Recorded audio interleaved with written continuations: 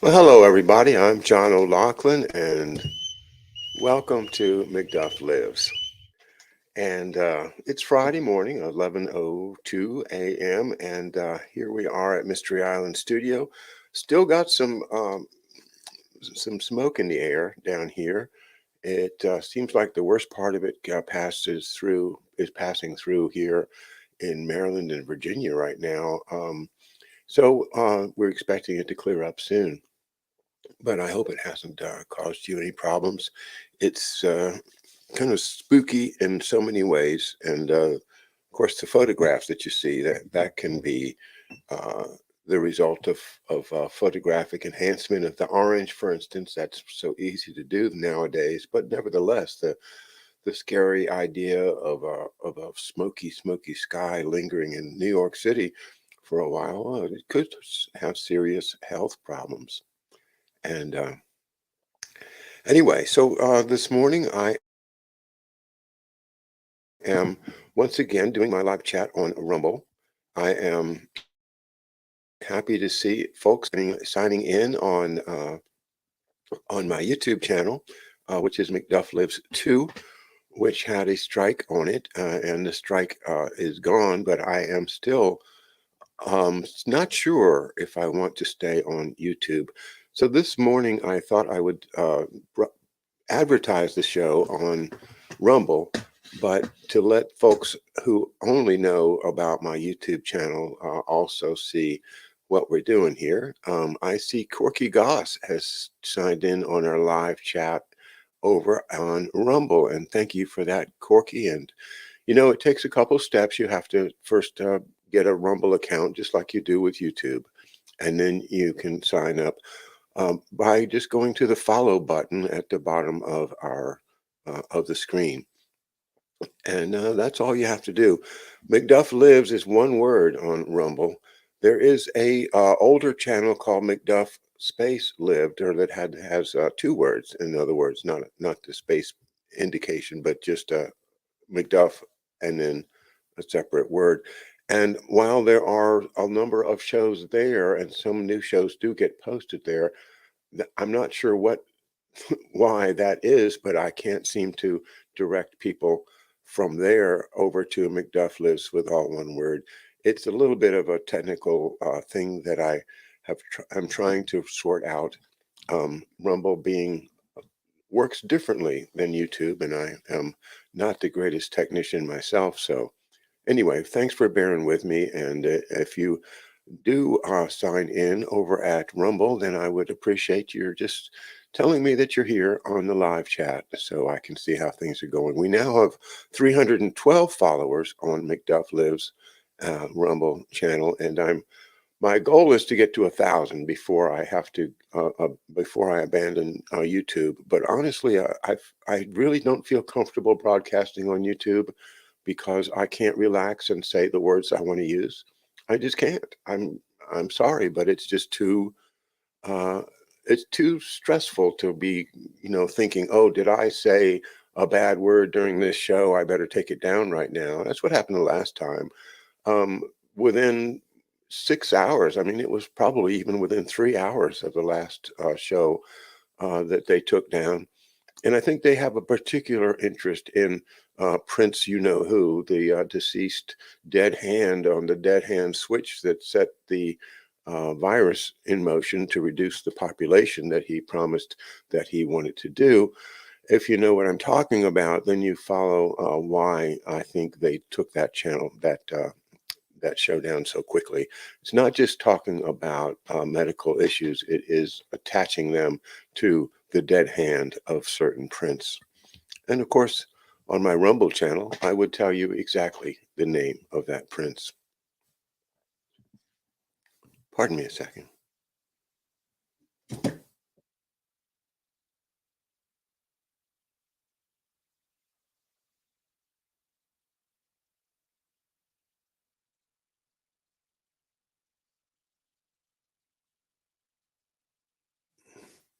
Boy, if you have a mute button, you have to remember to unmute it. Okay, and Razvedka on YouTube, hello. And Laura is here. Laura Willingham, good to have you. Deborah Johnson, my dear friend. Uh, Thanks for sticking with me on YouTube, and everybody that can, please do sign up for the Rumble channel because I don't like having to censor myself, and I don't like to feel like I can't discuss certain subjects. Matter of fact, here's what I'm going to do just to kind of get the ball rolling. I'm going to tell you, my attention has been drawn back to this book, The Real Anthony Fauci, Bill Gates, Big Pharma, and the Global War on Democracy and Public Health by Robert F. Kennedy Jr., published by Children's Health Defense, and either ignored or given poor reviews, very poorly thought out reviews, just about everywhere, with some exceptions. And those exceptions are it takes some courage to step forward and take issue with Big Pharma, Big Medicine, Bill Gates, and said Prince and his Burroughs Welcomes people.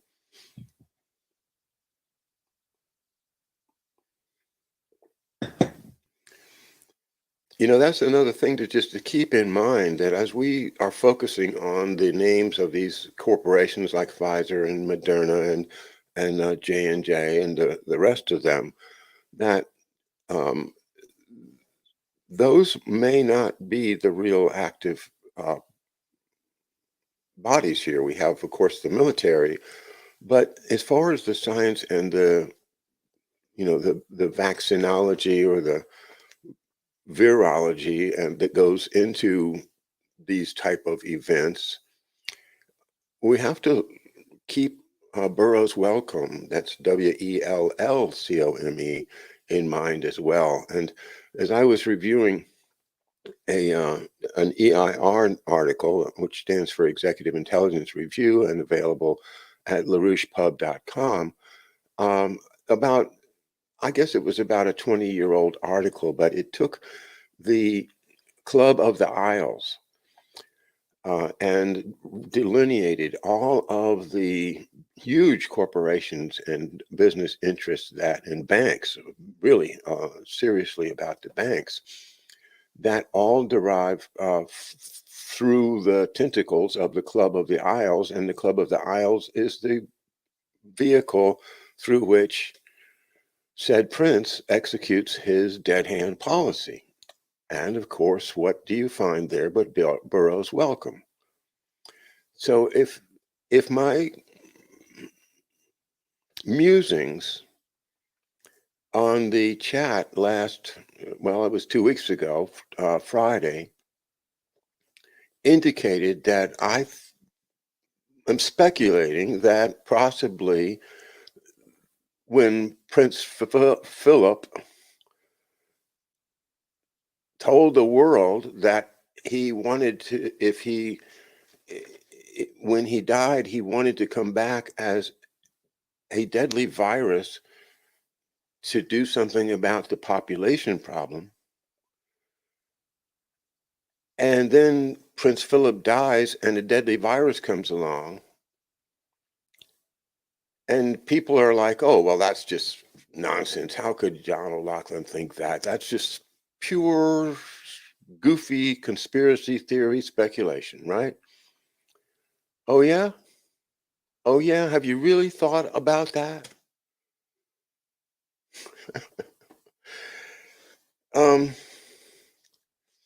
So to this book, The Real Anthony Fauci,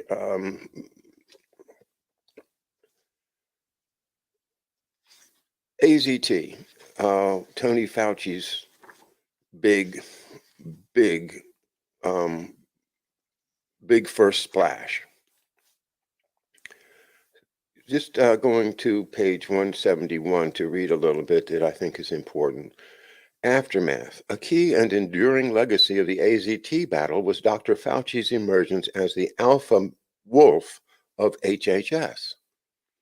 His enormous budget and multiplying contacts on Capitol Hill, the White House, and the medical industry thereafter allowed him to influence or ignore a succession of politically appointed HHS directors and to bully, manipulate and dominate HHS's other sister agencies, most notably FDA.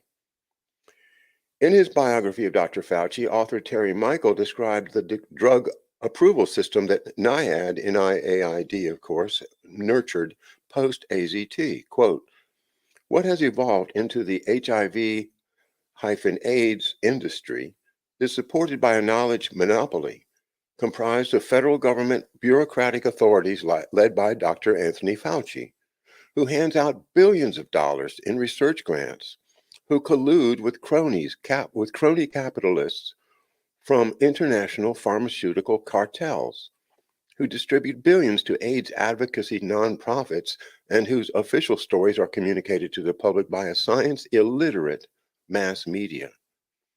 With few exceptions, it is a media populated by journalists who don't even attempt to understand the science. These journalistic interpreters of those they label scientists are pawns in the hands of authorities in long-sleeved white laboratory coats.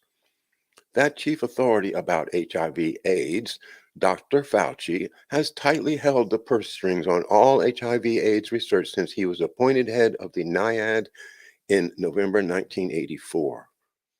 As Michael suggests, the unique skill set that allowed Dr. Fauci's extraordinary longevity and continuing public credibility, despite his miserable record of preventing and managing chronic and infectious disease, were his gifts for weaponizing media relationships, magically deploying journalists to promote his self-serving narratives, and relentlessly silence dissent. Quote, dissent was effectively shut down in mass-mediated public discourse, Michaels observes. Quote, and it was scrubbed from peer-reviewed science and medical journals, which reap significant revenue from drug company advertisements for antiretroviral drugs. Journal revenue is also derived from expensive annual subscriptions purchased with funds from tens of thousands of HIV/AIDS-related grants funded by U.S. taxpayers, if approved by Anthony Fauci. His success at using AIDS crisis to bring a deadly, toxic, and ineffective AIDS drug to market taught Dr. Fauci some key career lessons that he would faithfully repeat again and again and again throughout his long regime. During his battle to win FDA approval for AZT, Dr. Fauci pioneered the strategies upon which he would build his career and then showcase for the world during the COVID epidemic. These include, and this is a series of bullet points, pumping up pandemic fears to lay the groundwork for large budgets and greater powers, incriminating an elusive pathogen, fanning hysteria by exaggerating disease transmissibility, periodically stoking waning fear levels by warning of mutant superstrains and future surges, suggesting substantial changes in how people live, ostensibly to save their lives, keeping the public and politicians engaged through confusing and contradictory pronouncements, using faulty PCR and antibody tests, and manipulating epidemiology to inflate non-verifiable case and death numbers to maximize the perception of an imminent calamity, ignoring and dismissing effective off-the-shelf therapeutic remedies, directing energy and money toward profitable new patented drugs and vaccines, championing dangerous and ineffective drugs originating in government laboratories as the only winning solution to end the pandemic, funding and orchestrating confirmation-biased research to validate, partnering with large pharmaceutical companies and giving his partners advantages in the race for approval, allowing preferred companies to skip key testing metrics, curtailing clinical trials to conceal severe safety and efficacy problems, sabotaging, discrediting, and sweeping aside more effective therapies, antiretrovirals, off-the-shelf remedies, and non-patentable medicines that might compete with his new patented antiretrovirals and vaccines. subjecting competitive products to efficacy and safety studies that are designed to fail, allowing thousands of sick patients to suffer and die by denying them access to demonstrably effective competitive remedies, by publicly protesting the existing remedies were not subject to, quote, randomized placebo testing, unquote, controlling the key independent committees that approve and mandate new drugs by populating them with his own hand-picked people, presenting these agencies as independent and trustworthy experts, using the emergency use authorization to fast-track the concoctions through a rigged approval process to market, using official government propaganda to market his concoctions, employing science by press release to control narratives, making exaggerated claims for the efficacy of his products,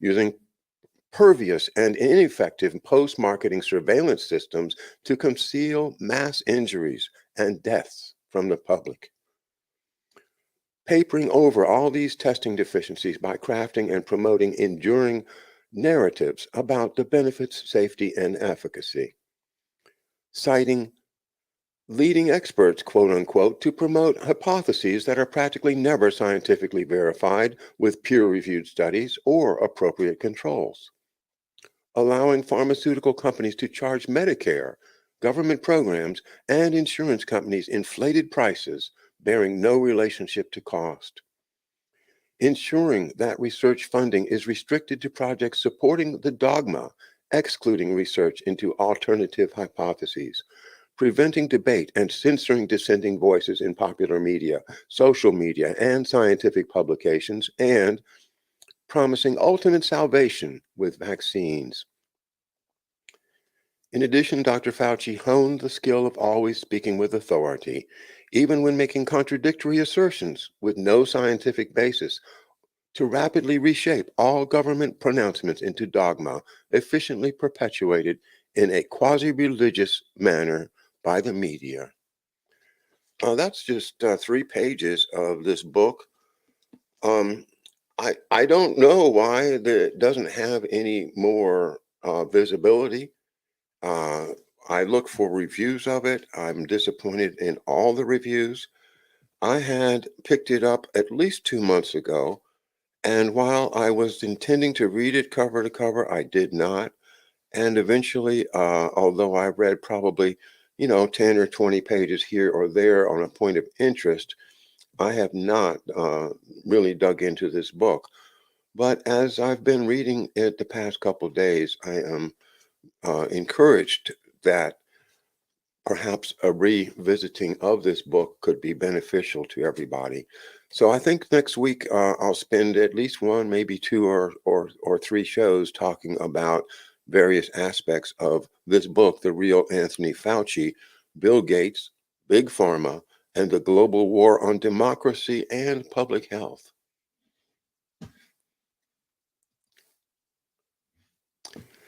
Okay, over to the live chat at Rumble for a couple of minutes, and let's say hello to Brightmore Dinosaur.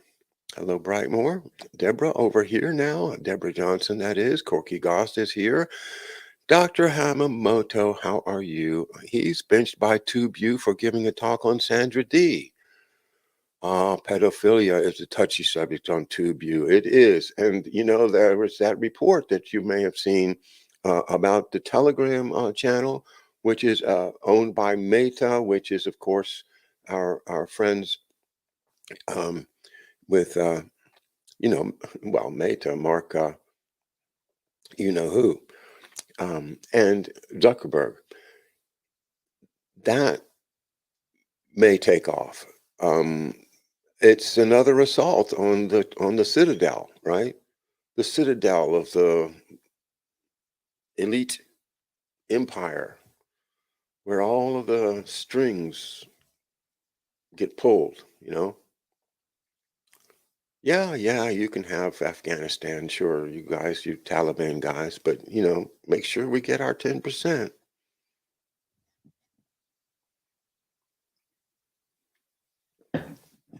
Pardon me. Just a little bit of bitterness over the tragedy of American involvement in Afghanistan and Iraq and Syria and everywhere else that we tend to be of service to the great empire. Yes, America wanted to be the city on the hill, but I think that London wants to be the citadel, sitting on top of the world. So pedophilia may come onto the public screen. I'm also concerned, though, that this is just another distraction. If you recall, when I was working with George Webb a long time ago, one of the first things that was happening was this Tony, uh, of those two creepy brothers, that oh, why can't I think their name? Anyway, the Pizzagate was going on, right? And I think George very wisely said that don't get distracted by that. Don't let that, you know, shiny thing, even though it's horrific and probably deserves thorough investigation, but we're working on a bigger picture and more profitable path right now, and I think that's another danger. I would like to see, obviously, like to see the end of what appears to be a tragic permissibility in parts of our government and parts of our military. I would love to see that busted, but is they really going to do it, or are they just dangling that so that we'll, look at the shiny thing?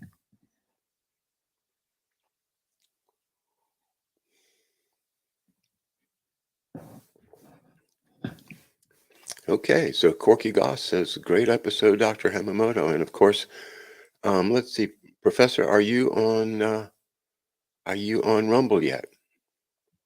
I say yet because I think it's where a lot of people are headed.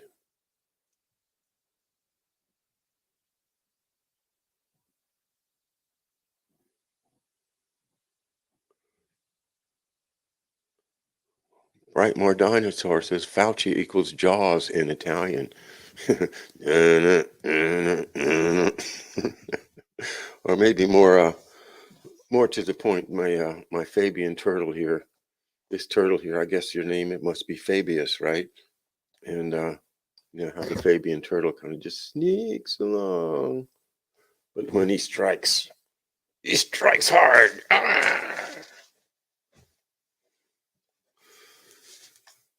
So was this in fact uh, the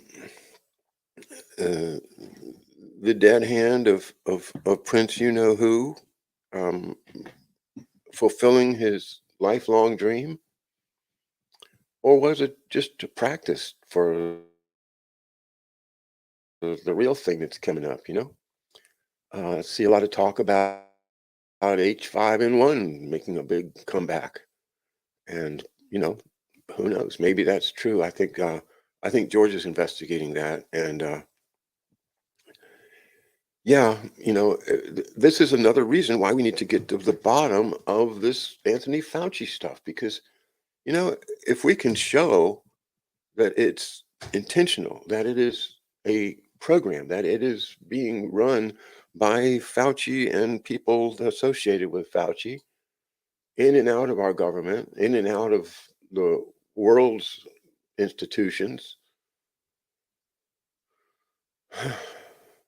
then we can stop the H5N1 if it is coming. It's serious business. Corky Goss has reviewed eugenics this morning with the wifey. She gets it. What a blessing to have someone who knows your mind. Oh, I couldn't agree more, my friend. Gidget was a Lolita type novel, but for the masses, says Professor Hamamoto. Thank you. Okay.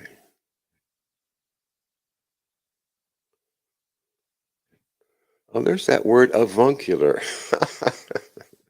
Oh, my wifey, if I may use that word without getting whacked, um, and I were talking about Fauci a little while ago, and one of the words that she seized upon from the text written by Robert F. Kennedy Jr., of course, was how Dr. Fauci is this avuncular character. He pulls it off very well.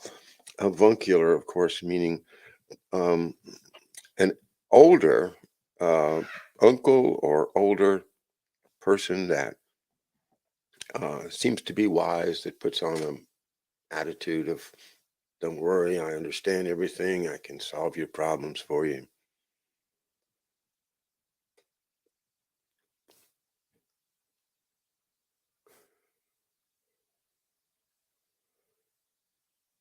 Okay, a lot of people talking more about Dr. Hamamoto's show. Uh, yeah, Whatever Happened to Baby Jane was a creepy movie. We saw it. We were kids, and my parents took us to see it, and I'm glad I don't remember much of it, but it was creepy. All right, good to have everybody over here on the Rumble channel. Podesta, that's who. Yeah, Tony Podesta and his brother, and then that missing girl in Spain. Uh, so much creepy stuff that you could spend all of your time just trying to find out what really went on in the basement of the pizza parlor, and you never will.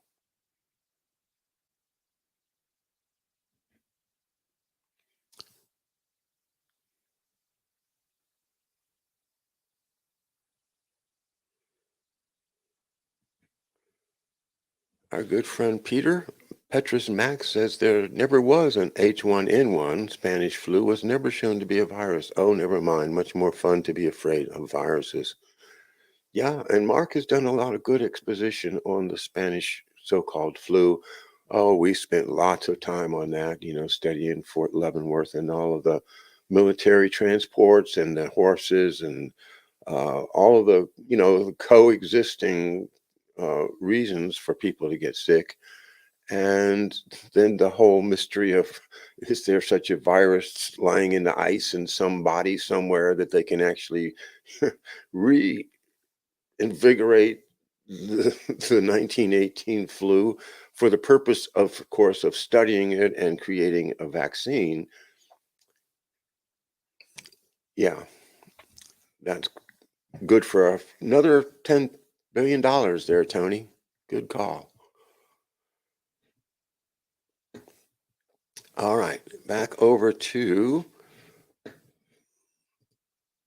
the chat on YouTube. And wow, lots of people here now. Let's say hello to some. Rod Svedka is here, of course. Hello. Linda's here. Linda Hall, Charles Held. Morning, tuning in, Charles. Good, good, good. Uh-huh. Let's put Charles's comment up there. And I'm sorry I can't do this with the oh, come on now.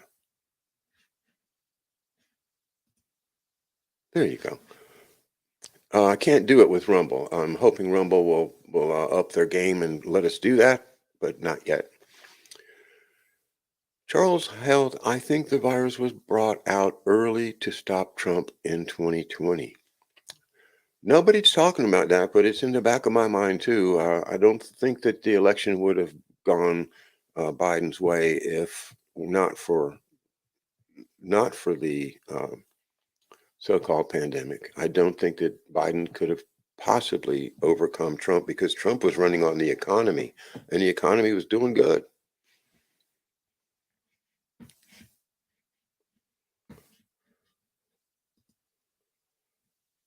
Too early. Hillary people always effing up. Oh, good morning to you, end of days prophet and Ospreys, everybody. Thank you for joining us, and thank you so much for being with us. Really feels good. David's here. David Underdown. Hello, everybody. Um, Jack Jones, is this live? Yeah, this is as live as it gets on the internet, my friend. Revenue streams. It's all about revenue streams. Mark has the Audible book online. That's right. I think didn't he read it, or no? He played an Audible book. So yeah, you can go to Mark's Housatonic live channel on YouTube and listen to the live, and to somebody reading the book, The Real Anthony Fauci. by Robert F. Kennedy Jr. And you have to be impressed by Robert F. Kennedy Jr.'s language, his ability to write. He's a darn good writer. And, even my wife thinks so. She's, uh, she's quite a writer herself.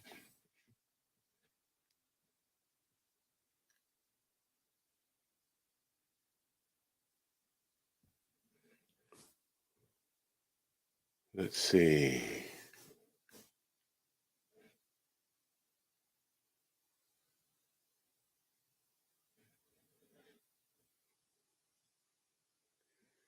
Yeah, I see a comment about a colleague who decided to take the shot, and I'm not gonna, I'm not gonna try to second guess anybody on that.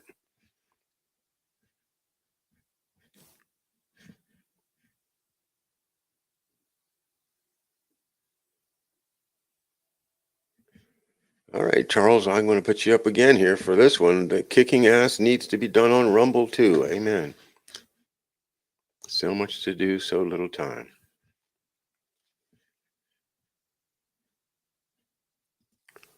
And the virus equals insurance policy. Hmm. Not quite sure where that goes, Christy. Yeah, maybe you could add another comment and tell me what that refers to.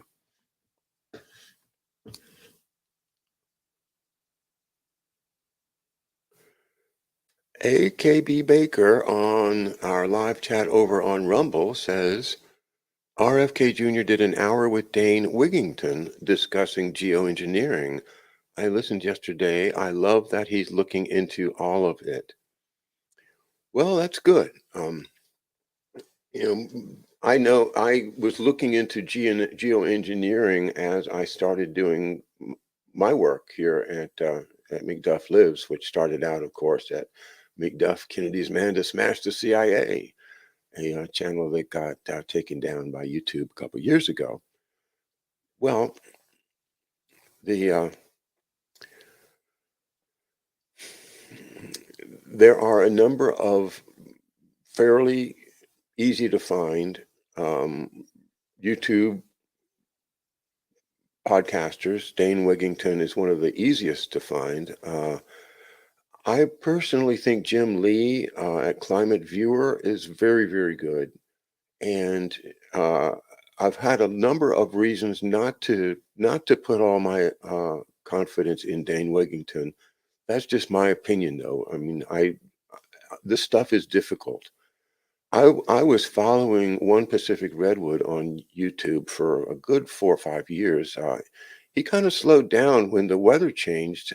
Just amazing weather change. He's from Southern California, and suddenly all the things he was complaining about, mainly the chemtrailing that was drying up the air and depriving the Los Angeles and Southern California area of water of rain for decades. That suddenly came to a halt when they started getting all of these so-called uh, bombs, these storm bombs or whatever they were calling them. The atmospheric river is their new phrase. They love to say that. So uh, things just changed a lot, and that is interesting too. That something would just like that, as soon as the Congress, um, the House went Republican, for some reason the weather in California changed.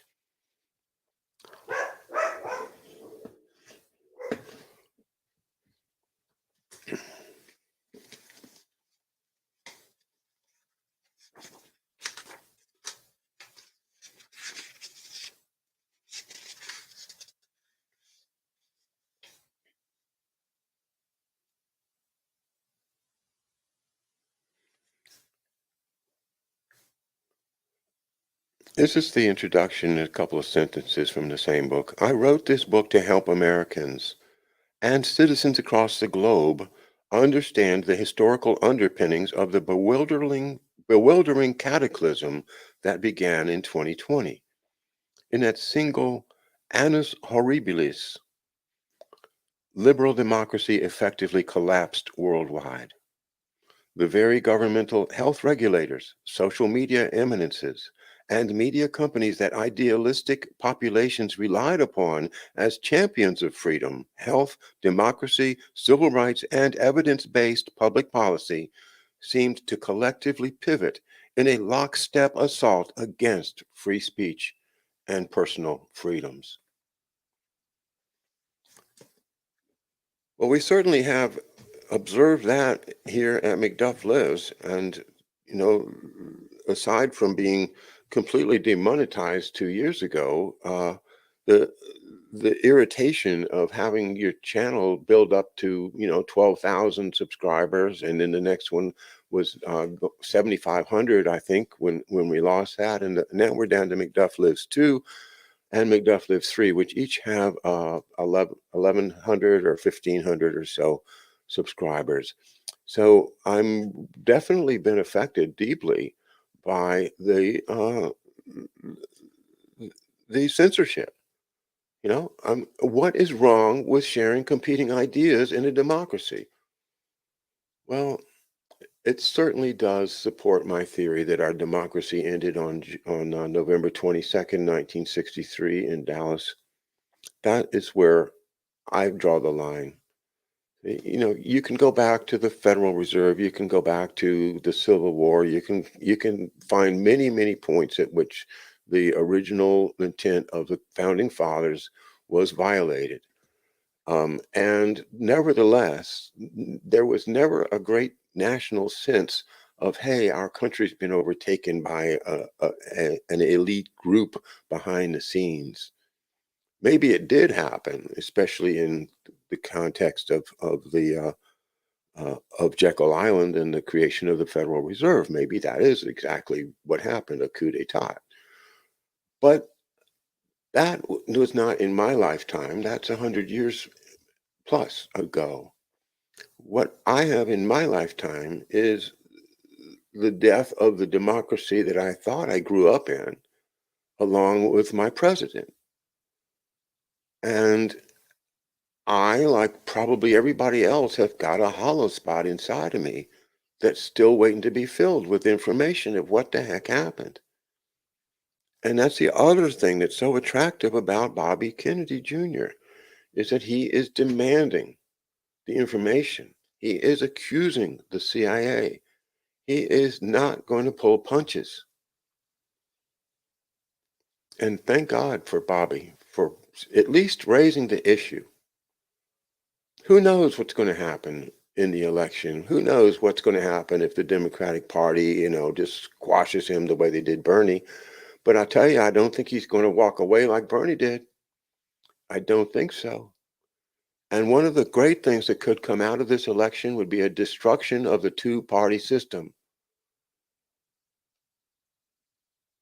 What if we had four parties instead of two? You know, you had your libertarian, your Republican, your neoliberal Democratic Party, which is what they have now, and then another one for the people that think that we should have a better life generally, the progressives and the environmentalists and the people that have put all their hope in the Democratic Party but have gotten frustrated and shunted aside and quashed and sent to the woodshed for punishment just for raising their ideas. So I would think, it might be great to have a stalemate. Geez, we can't go to war because we can't agree on whether we're going to declare war or not. One thing we have to do is get rid of these crazy laws, the Patriot Act, and all of these purported acts that transfer the constitutional duty of the Congress to declare war, to make and declare war, to the presidency, which is what the founding fathers did not want. And here we are now, have, given, the Patriot Act and other, all of these things that have come out of these invasions of the 20th and 21st century of other countries, just to write a law that says, well, we can do that without asking the Congress. And the Congress passes the law. Why? Well, No, bad Congress. Don't pass stupid laws that are on their face violating the intention of the founding fathers. It's your job to declare war, not the president's, not the Secretary of Defense, and certainly not the Secretary of State.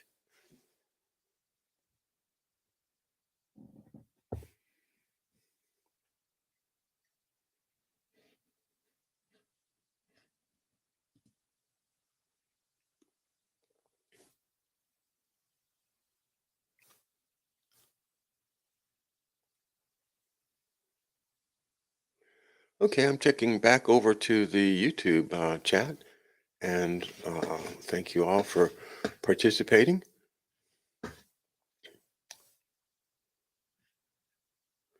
Many hands make lighter work. Charles, I agree with you once again.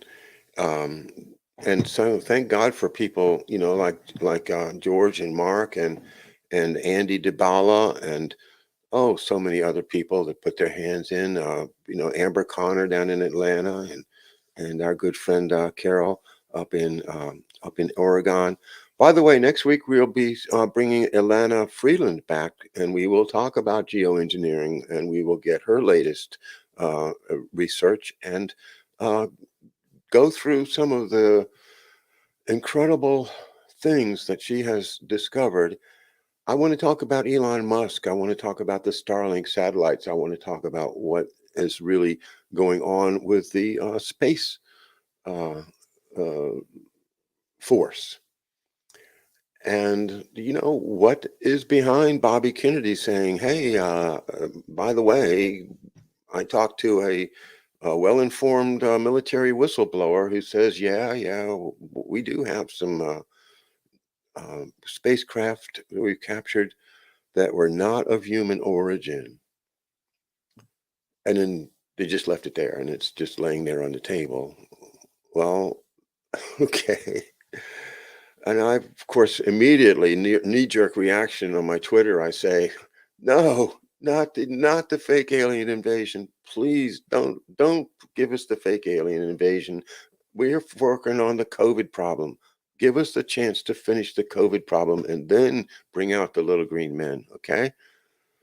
God, I would be so disappointed if this turns out to be Bobby's there to distract us all with a fake alien invasion. Because I can't trust anybody. I'd love to trust Bobby. Believe me, I would love to. Think about the resonance between me and my father and him and his father. And then we could work together to find out what Saxa really did. And am I right that my father was the chief planner for the Sante raid, which I think he was? And was Doug Valentine's novel or roman à clé, TDY? You know, we have verification of that. Can we unmask the names of the participants and show exactly what happened in Laos in 1967 when this secret mission was launched out of the Pentagon and my father vetted the the team, and the mission went into the middle of Laos to record and photograph a drug deal between high CIA officials and the drug lord and general of the Thai army, Vang Pao. Can we uncover that? You know, I mean, Mr. Kennedy, if you are listening, think of what that would uncover. Think of digging up the real Tom O'Loughlin story with the power that you would have to go into the CIA vaults and say, where are the records from Saxa?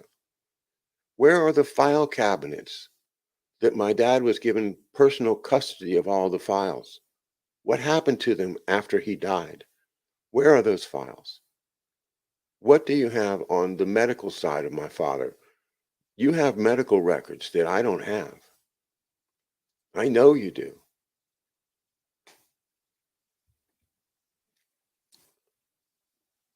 That hole in me that I've lived with all of these years, it could be filled, but I'm afraid to get hopeful because it's just like, why, why would things turn out any different this time? Hey, I was a Bernie bro. Before that, I was for Obama. I was like, I've had my hopes dashed plenty of times. So I'm not jumping on board with anybody right now, but I'm available for sincere candidates to do what I can to help. So don't feel any pressure right now to jump this way or that way, but I'm waiting, and I am observing and I am publicizing the work of Bobby Kennedy Jr., the real Anthony Fauci, Bill Gates, Big Pharma, and the global war on democracy and public health. I think everybody needs to get a lot more familiar with this book than you are at this point. Don't rely on the reviews, they didn't tell you nothing.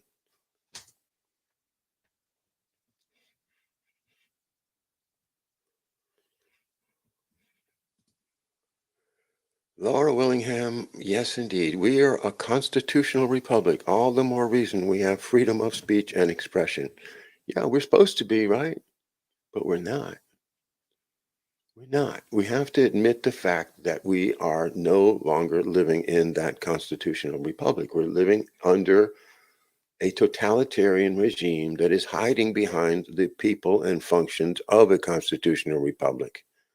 And we still have a chance to get our republic back. And that's the way it is right now. We have that chance.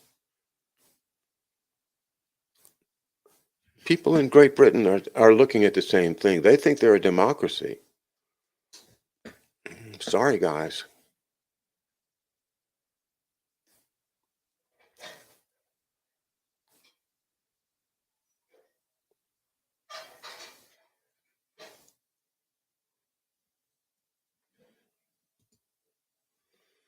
And Laura, once again, I prefer not to refer to us as a democracy, given the difference in that constitutional republic, though I understand the general term. We really need to say a constitutional republic. Well, isn't that a shame that we have these little semantic things? I take the opposite review.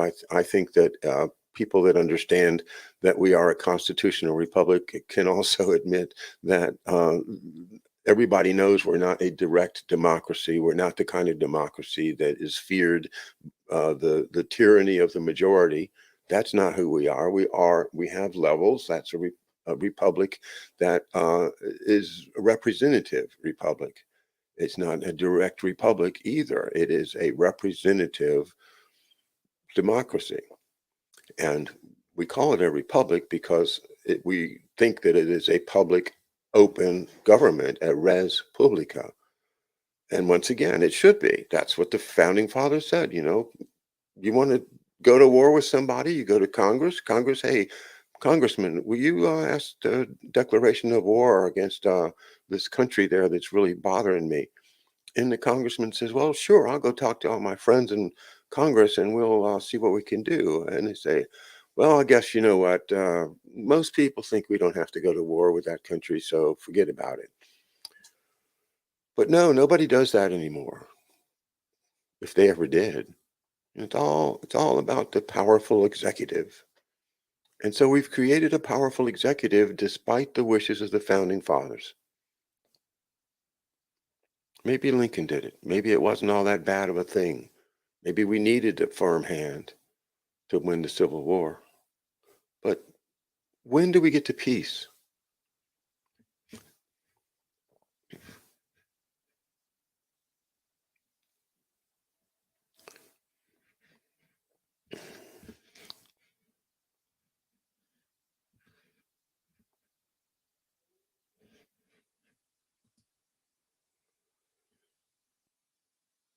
He needs a wall of steel around him to uncover that, John. Yes, he does. And, the courage is incredible. Tucker Carlson, of course, that's one of the first honest reviews of it, I think, was from Tucker, and he says this is the most courageous politician in our lifetimes, or something like that. And it is. It's incredible. Who was that? I'm sure that was a cousin of his that was, you know, disappeared into the Chesapeake Bay a couple of summers ago. Remember that? So many of them have just been shut up. And, uh, well, that gets back to Seymour Hersh that a lot of people are putting so much faith in. But Seymour Hersh wrote the expose exploding the Camelot myth about the Kennedy family and the glorious renaissance of beauty and art, and Jacqueline Kennedy and the high elite culture of the White House then, uh, that was pushed on the public as a way of distracting from the evil, tragic truth about the Kennedy assassination. And the Kennedy family was forced to go along with it. And that's why they've been silent. And the truth is not too far below the surface. There's nobody that has a space where they can safely say it. In other words, yes, we need a wall of steel around Bobby Kennedy. And well said, Marie Burns.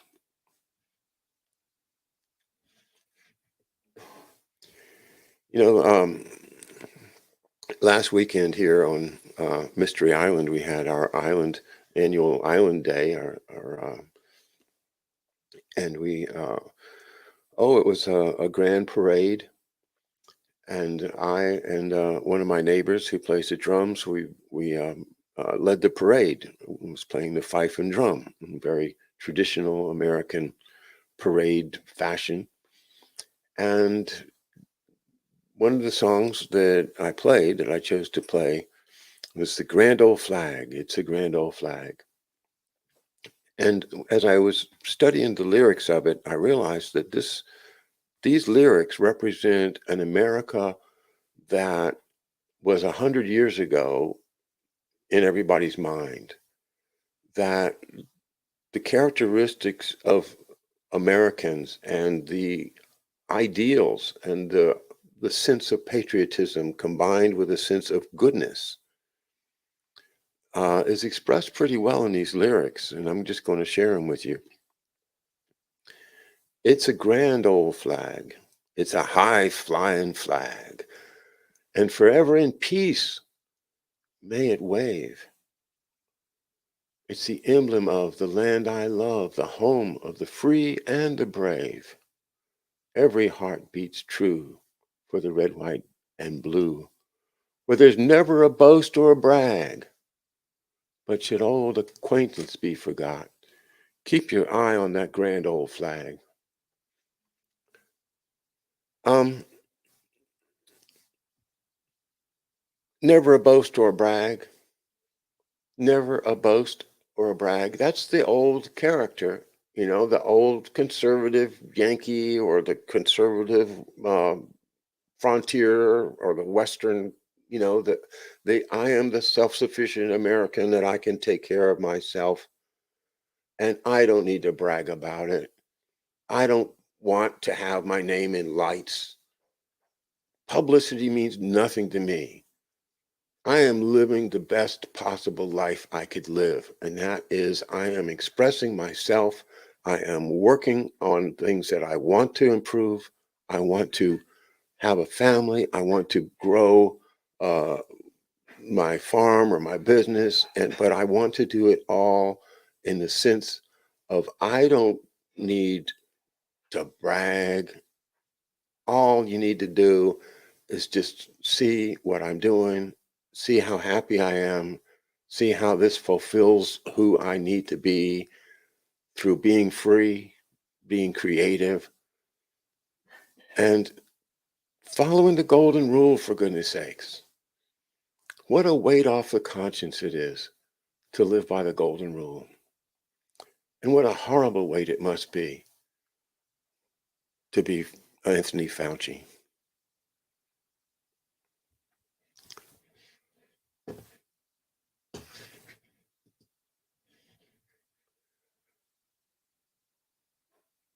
All right, I think I'll leave it right there. Thanks for being with me. Have a wonderful, wonderful weekend. Enjoy your friends and family, and keep on studying. Um, I think maybe a Kindle version of the real Anthony Fauci might be easier to read for some people, and that's available as well. I am going to be looking into this book over the weekend and select some more portions to share with you next week. And also, I'm going to have, well, I already mentioned Elena Freeland. Let's see, who else is coming up next week as long as I'm looking at the calendar. To see our calendar, go to screamingospreys.com. And, and let's see what Catherine has got up there. She's our webmaster, and she's got, oh, the Osprey Cam from Oyster Bay, New York, and there is a nest full of ospreys right there. You can look at that on the uh, uh, top of our webpage, Screaming Ospreys. June 2023, we have Vorje, uh, Hervoye Morich will be joining me 11 a.m. on Tuesday. David Underdown on Wednesday night. And then I'll be doing probably some reading on Monday the 12th and Thursday the 15th. And then Friday we'll have our live chat. I see Elena Freeland is on for the 22nd. That's a Thursday night at 8 p.m. And then we have Mark Kulak coming back for a Wednesday night on the 28th. There are some open slots, which I'll either do a minefields or who knows, maybe a new guest will pop in. Thanks again. Have a great weekend. Bye now.